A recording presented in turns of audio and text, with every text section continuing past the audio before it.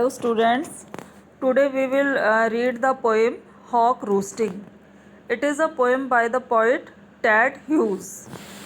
Hoc एक bird होता है बाज, और रूस्टिंग होता है जो बर्ड्स आराम करते हैं, रेस्ट करते हैं, उसको बोलते हैं रूस्टिंग।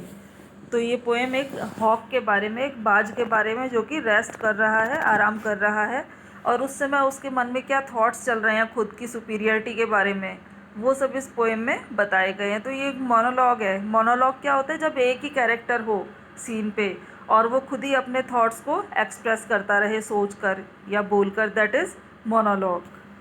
तो यहाँ पर हम क्या इमेजिन कर रहे हैं कि एक बाज है जो कि अपने बारे में बता रहा है, खुद के बारे में सोच रहा है, और कब? रेस्ट करते हुए, during the rest time. Hawk roosting. तो स्टार्ट करते हैं poem. I sit in the top of the wood, my eyes closed. मैं जंगल की टॉप पर, सबसे ऊंचे पेड़ों के ऊपर बैठा हूँ और मेरी आंखें बंद हैं। इन एक्शन, मैं कोई एक्शन में नहीं हूँ। नो फॉल्सीफाइंग ड्रीम, और कोई झूठे सपने मेरी नींद में नहीं है। फॉल्सीफाइंग ड्रीम क्या होते हैं? झूठे सपने। कोई भी मैं झूठा सपना नहीं देखता, जो देखता हूँ वो हकीकत है। Between my hooked head and hooked feet, और मेरे हुक्ड हेड, जो बाज की चोंच होती है वो भी थोड़ी हुक शेप में होती है, और उसके पैर के पंजे भी हुक शेप में होते हैं। तो इनके बीच में, मेरे हुक्ड हेड और हुक्ड फीट के बीच में, और in sleep rehearse the perfect kills and eat, और सपने में भी मैं बिल्कुल परफेक्ट शिकार के सपने देखता हूँ। नींद में भी मैं परफेक्ट किल के सपने देखता हूँ कि कितने परफेक्टली मैं जानवरों को मारकर खा जाता हूँ। Perfect kills and eat. तो यहाँ पर हम क्या देख रहे हैं कि जो हॉक है, जो बाज है, वो अपने आप को बहुत superior and full of confidence मानता है कि मैं जिसको चाहूँ उसे मारकर खा सकता हूँ, और मैं कोई झूठे सपने नहीं देखता। The convenience of the high trees, the air's buoyancy and the sun's rays are of advantage to me. ऊंचे पेड़ों पर बैठना मेरे लिए कन्वीनियंट है। कन्वीनियंट क्या होता है? सुविधाजनक। मुझे कन्वीनियंस है, उस चीज़ की सुविधा है कि मैं ऊंचे पेड़ों पर बैठता हूँ ताकि मैं नीचे दूर दूर तक देख सकूँ। द एयर्स बॉयंसी, हवा की जो बॉयंसी है, बॉयंसी क्या होती है? Power to float in air और वाटर, है ना? पानी में या हवा में जो फ्लोट करने की पावर है, that is known as buoyancy. तो हवा की बॉयंसी भी मुझे हेल्प करती है ताकि मैं बड़ी इजीली ऊंचे आकाश में उड़ सकता हूँ और दूर तक मेरी नज़र जा सकती है। एंड द सन्स रेज, और सूर्य की किरणें जो कि मुझे गर्म बनाए रखती है, ऊंचाई पर भी मुझे गर्मी देती हैं।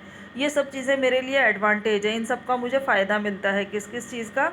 ऊंचे पेड़ों पर रहने का, हवा की बॉयंसी का, और सूर्य की किरणों का मुझे फ़ायदा मिलता है, एडवांटेज मिलता है। And the earth face upward, और पृथ्वी का सरफेस भी ऊपर की तरफ है। फॉर माई इंस्पेक्शन, ताकि मैं अच्छे से सब कुछ इंस्पेक्ट कर सकूँ, देख सकूँ। तो सेकंड स्टैंजा में भी वो अपने बारे में ही बता रहा है कि मुझे जो नेचर की चीज़ें हैं उनका भी पूरा एडवांटेज मिलता है। My feet are locked upon the rough bark, पेड़ों की खुरदरी छाल के ऊपर, स्टेम के ऊपर मेरे पैरों ने अच्छे से अपनी पकड़ बना रखी है। मेरे जो फीट है उन्होंने अच्छे से अपनी पकड़ बनाई हुई है। मैं बैठा हुआ हूँ जम के। It took the whole of creation, और पूरी क्रिएशन को लगना पड़ा। टू प्रोड्यूस माई फुट, मेरे इन पंजों को, इन पैरों को बनाने के लिए खुद। होल ऑफ क्रिएशन का अर्थ यहाँ पे क्या है? गॉड, कि खुद ईश्वर को भी लगना पड़ा मेरे ऐसे पैरों को बनाने के लिए ताकि मैं अच्छे से अपनी पकड़ बनाकर बैठ सकूँ। माई ईच फैदर, मेरे एक एक पंख को बनाने के लिए। फैदर क्या होते हैं? पंख। Now I hold creation in my foot, और अब इसी सृष्टि को मैंने अपनी पकड़ में लिया हुआ है। पहले तो ईश्वर को लगना पड़ा, मुझे इतना परफेक्ट उसने बनाया कि मैं इतनी ऊंचाई पर उड़ सकता हूँ, दूर तक देख सकता हूँ, ठीक है। और उसे लगना पड़ा मुझे बनाने के लिए, मेरे पैरों को बनाने के लिए, मेरे पंखों को बनाने के लिए। Now I hold creation in my foot, और अब यही क्रिएशन, यही सृष्टि मेरे पैरों में है। और फ्लाई अप, मैं उड़ सकता हूँ। And revolve it all slowly, और बड़े धीरे धीरे उड़कर चारों तरफ इसको रिवॉल्व कर सकता हूँ, अर्थ को पूरा गोलाई में उड़कर देख सकता हूँ। आई किल वेयर आई प्लीज़, और जहाँ चाहूँ वहाँ मैं शिकार कर सकता हूँ, मार सकता हूँ जानवरों को। Because it is all mine, क्योंकि अब ये सब मेरा ही है। तो पूरी तरह से हम देखते हैं कि जो बाज है वो अपनी सुपीरियरिटी हर जगह इसमें पोएम में दिखा रहा है। There is no sophistry in my body, मेरे शरीर में कुछ भी झूठा नहीं है। सोफिस्ट्री क्या होता है? झूठे दावे करना।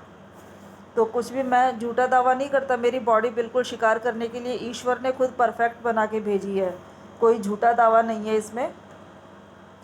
माई manners are tearing off heads, और मेरे तो तौर तरीके ही यही हैं कि मैं जानवरों को मार देता हूँ, फाड़ देता हूँ। टीयर ऑफ करना क्या होता है? फाड़ देना। उनके सर में फाड़ देता हूँ, काट देता हूँ उन्हें, मतलब मैं मार देता हूँ जानवरों को, यही मेरे मैनर्स हैं। द अलॉटमेंट ऑफ डेथ, और मैं तो मृत्यु देता हूँ उन्हें।